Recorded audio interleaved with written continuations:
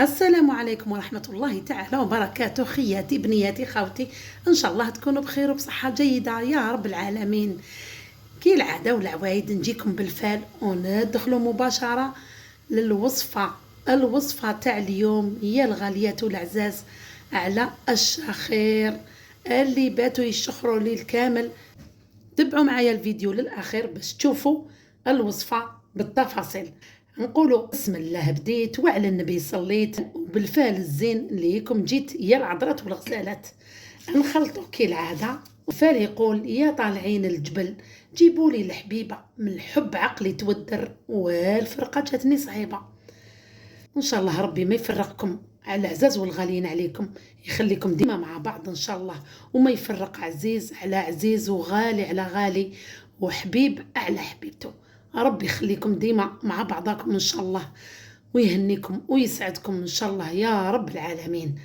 كي العادة نحطوا الفال تاعنا على جهة ونقولوا بسم الله والصلاة والسلام عليك يا رسول الله. نروحوا للوصفة اليوم تاع الشخير اللي يسبب مشاكل بزاف. اولا بين الزوج والزوجة، ساعات يكون الزوج هو اللي يشخر، الزوجة تتقلق منه، ساعات الزوجة تكون هي تشخر تتقلق من زوجها، ساعات الأولاد في بعضهم يا ماما خويا راه يشخر بزاف ما وش يخلينا نرقدو، الشيخ العجوزة العروسة. المهم هذا المشكل تاع الشخير راه باختو وبزاف طلبوني عليه، واليوم كتب الله ان شاء الله ندير لكم الوصفات اللي جبتهم لكم باذن الله. جربوهم كل وحده، ديروها تجربه مده 5 ايام 3 ايام 4 ايام وشوفوا اللي نجحتوا فيها كملوا معاها. الوصفه الاولى يا خياتي نجيبوا زيت الحبه السوداء، زيت السانوج. هاي لك خياتي الحبه السوداء لازم تكون زيت اصليه، هاي كما هذه اصليه. وزيدوا تجيبوا خياتي زيت الجلجلان هذا الجلجلان ما كاش اللي ما يعرفوش، السمسم. جيبوا الزيت تاعو. واش ديروا خياتي؟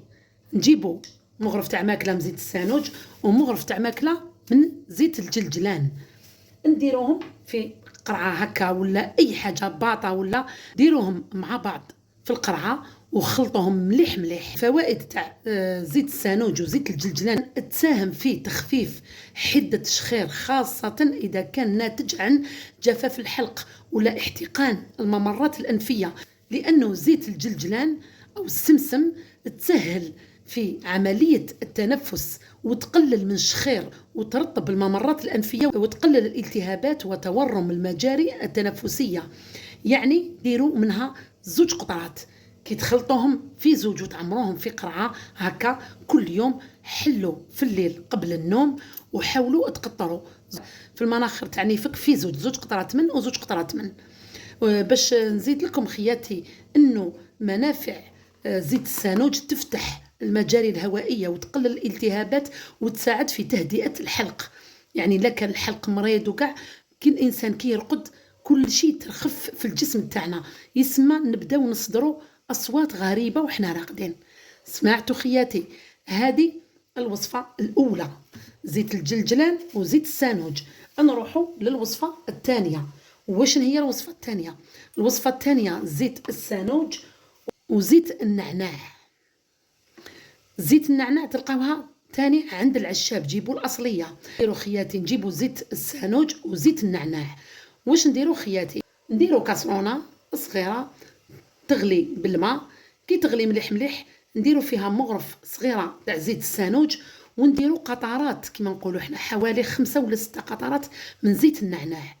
وجيبي سربيته يا اختي ولا يا بنتي غطي راسك بها وقعدي استنشقي هذيك الريحه اللي تطلع، هذاك البخار اللي يطلع اقعدوا استنشقوه. هذه دائما قبل النوم، سمعوني مليح، اقعدوا استنشقوه 5 دقائق. وحاولي في نفس الوقت راكي تستنشقي ومن جهه الانف تاعك كما نقولوا احنا من جهه النيف، حاولي تماساجي من جهه نيفك هكذا ومن جهه الرقبه مده 5 دقائق ولا 6 دقائق، وانتم تستنشقوا في هذيك الريحه دائما قبل النوم. ديروها يوميا. درت لكم الوصفه الاولى وهذه الثانيه تاع زيت السانوج وزيت النعناع، تبخروا بها تشموا الهواء تاعها. نزيدوا خياتي الوصفه الثالثه، نجيبوا زيت الزيتون مغرف ديروا مغرف تاع زيت الزيتون، وديروا 4 قطرات من زيت النعناع، وديروا مغرف عسل، خلطوهم في قرعه واحده. سمعتوا خياتي؟ وديري مغرف في فمك وغرغري، حاولي تغرغري بهذيك الخلطه، وفي نفس الوقت اشربوا منها 2 مغارف تاع قهوه صغار قبل النوم دائما في الليل على جال الشخير. داوموا عليها يا خياتي، لانه هاد الوصفه مليحه بزاف لفتح المجاري التنفسيه وترطب الحلق وتقضي على الشخير. يعني هذه الوصفه الثالثه تاع زيت الزيتون وزيت قطرات زيت النعناع ومغرف عسل. نزيدوا خياتي الوصفه الرابعه، نجيبوا هذه، احنا عندنا هذا روح النعناع، هذه نسموها هاوليك روح النعناع او معروف، ودرته لكم عده مرات في القناه، وريته لكم في الفيديو. ريحته ما شاء الله يا خياتي، الله اكبر، ريحته رائعه رائعه لدرجه انكم تحسوا في المناخير تاعكم كي تريسبيريو. والله يا خياتي تقولوا داير لكم 2 تيوات تاع اكسجين، تحسوا هو بارد بارد، يعني استنشاق تاع روح النعناع قبل النوم رائعه. نجيبوا خياتي زيت النعناع، واش نديروا؟ نشدوا نفرغوا قطرات من زيت النعناع في يدينا هكذا، وروحوا للمناخير تاعكم، مسحوا شويه في المنخره اليمين وزيدوا مسحوا في المنخره اليمين، راه تولي تستنشقي واحد الريحه قويه بزاف في نيفكم، مليحه بزاف، تحسن التنفس وتقلل الشخير اللي يجي من الحساسيه والبروده. شوفوا ما شاء الله زيت النعناع شحال مليحه للشخير. نزيد لكم خياتي الوصفه الخامسه. واش هي الوصفه الخامسه؟ يعني اللي يقدر سمعوني مليح، اللي يقدر يتحمل يقطر زيت الزيتون في المناخير قطره من وقطره من قبل النوم راه يحرق. هو شوفي كاين اللي يقدر له يديروا، اللي ما يقدرش ما كان له، اللي يخاف يتخنق ولا. زيت الزيتون كي تقطروا في المناخير منه من راه تسرح بزاف الممرات الهوائيه للتنفس. سمعتوا خياتي؟ اللي يقدر له زيت الزيتون يقطر، اللي ما يقدرلوش ما كان له، لانه صعيب، انا جربته ما قدرتلوش. اللي يقدر يقطر قطره منه قطره من قبل النوم ديروه. للكبار، الصغار ما ننصحكمش به باسكو واعر على الصغير يحرقوا. نزيد لكم الوصفه الاخيره اللي هي كاس ماء. نجيبوا كاس ماء عادي، نديروا فيه مغرف تاع ملح، ونقعدوا نحركوا حتى هذاك الملح يروح يدوب كامل في الماء. نديروه في باطه ولا علبه ولا كيما نقولوا حنا قرعه كيما هذه اذا كانت متوفره عندكم هكذا، عمروه فيه قبل النوم. دائما قطروا في نيفكم، قطروا منه 2 قطرات من و2 قطرات من، مع العلم انه الملح مضاد للالتهابات ومهدئ للاغشيه المخاطيه الملتهبه في الانف والحلق اللي تسبب في ضيق التنفس والشخير. شوفوا ما شاء الله، يعني الملح كيفاش المنافع تاعو الصحيه للشخير. ان شاء الله خياتي هاد الوصفات اللي عطيتهم لكم في 6 انتوما كل وحده جربوا منها باذن الله، اللي صبتوا عليها الراحه داوموا عليها 15 يوم 10 ايام سمانه، تشوفوا باذن الله ومشيئه الله النتيجه. والله عن تجربه هاد الوصفات اللي عطيتهم لكم اليوم لايمتهم لكم كامل وحطيتهم لكم كما قالت ست الحبايب. ربي يشفيكم ان شاء الله وينحي لكم هذا الشخير اللي راه مسبب المشاكل.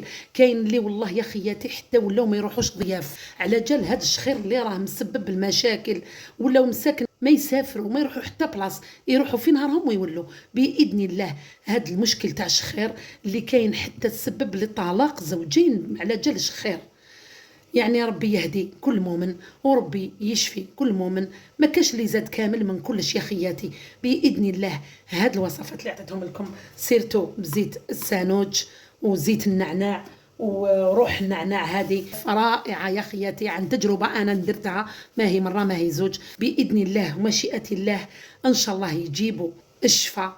يا لو كان وحده من هاد الوصفات عمل ينقصوا الشخير وتولوا ما شاء الله.